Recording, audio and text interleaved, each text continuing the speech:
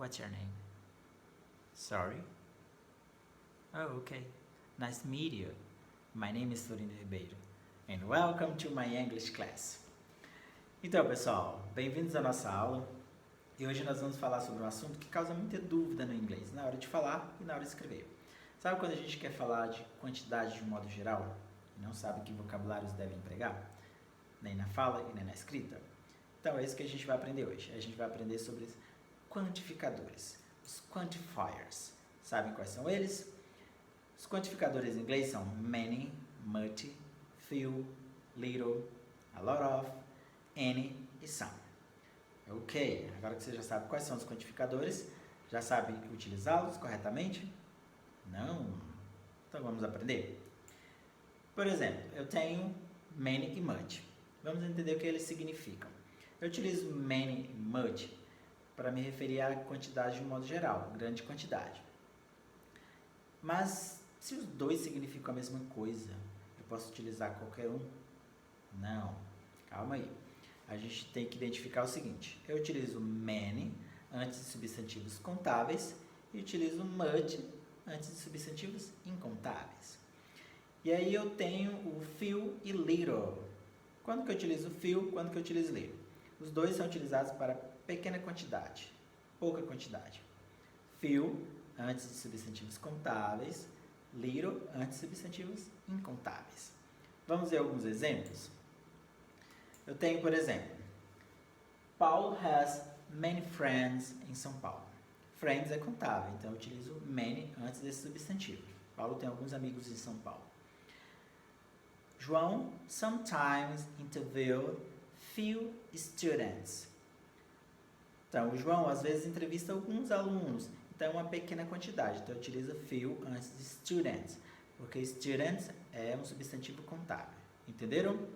Many e few, utilizado antes de substantivos contáveis. Many para grande quantidade, few para pequena quantidade. Vamos mais adiante. Eu tenho much e little. Much e little. Much para substantivos incontáveis em grande quantidade e little substantivos incontáveis em pequena quantidade. Vamos ver algum exemplo? João has little time to study. Então, little está antes de time. Time é incontável. Porque nesse caso eu falo que o João tem pouco tempo para estudar. Mas eu não falei quantas horas de um modo geral. Falei que ele tem pouco tempo. E aí eu utilizo um exemplo com much. There isn't much sugar in the box. Não há muito açúcar na caixa. Então eu utilizei much antes de sugar, porque é um substantivo também incontável. Entenderam? Então a gente vai ver o próximo aqui. No próximo eu tenho o a lot of. O a lot of ele é utilizado para grandes quantidades. Mas espera aí, teacher, você não falou que many e much são utilizados para grandes quantidades? E o a lot of? O a lot of é legal porque você pode utilizar tanto para contáveis quanto para incontáveis. Pode ser utilizado no lugar de many e no lugar de much, ok? Então nós temos aqui exemplos que a gente pode utilizar many e much e pode utilizar a lot of. Many people, a lot of people. Muitas pessoas, pode utilizar qualquer um dos dois. Much sugar, a lot of sugar.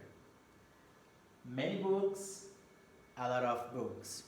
E aí um exemplo na prática eu tenho I have many books. I have a lot of books. Eu tenho muitos livros, ok? We don't have much time. We don't have a lot of time. Então, nós não temos muito tempo. Então, eu posso utilizar o much ou posso utilizar o a lot of. Entenderam? Então, o a lot of pode ser utilizado no lugar de many e no lugar de much, quando se refere a grandes quantidades. E agora nós vamos ver o uso de some e and. Quando que eu utilizo some, quando que eu utilizo and.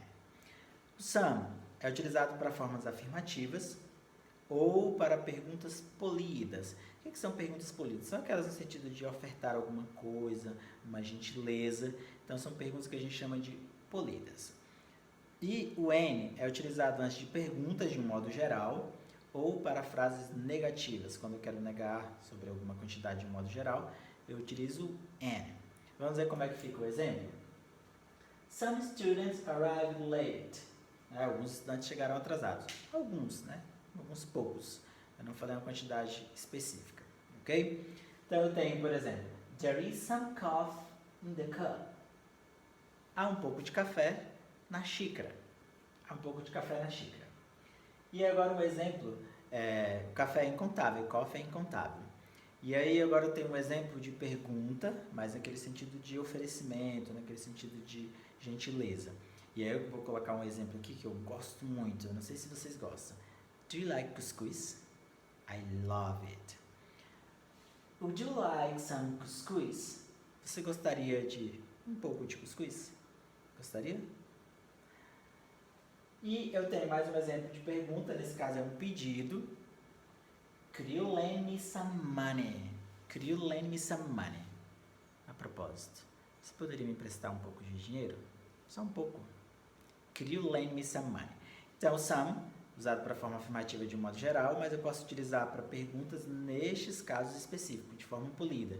De um oferecimento, um pedido, uma gentileza, ok? Vamos ver então como fica o exemplo de Anne. Eu utilizo Anne para perguntas de um modo geral. Por exemplo, do you have any brother or sister? Para saber se você tem irmão ou irmã. É uma pergunta de um modo geral. Do you have any time? Você tem algum tempo? Está com tempo? Você tem algum tempo? Então, o time está no sentido de incontável. There aren't any kids in the classroom. Não há aluno algum, nenhuma criança na sala de aula. Então, esse é contável. Forma negativa. There isn't any milk in the jar. Não há leite na jarra. Então, uma outra forma negativa para a forma incontável, substantivo incontável. There isn't any milk in the jar. Então, é o exemplo de forma negativa utilizando any. Entenderam? Então, só recapitulando. Quais são os quantificadores? Many, much, few, little, a lot of, any e some. Aprenderam?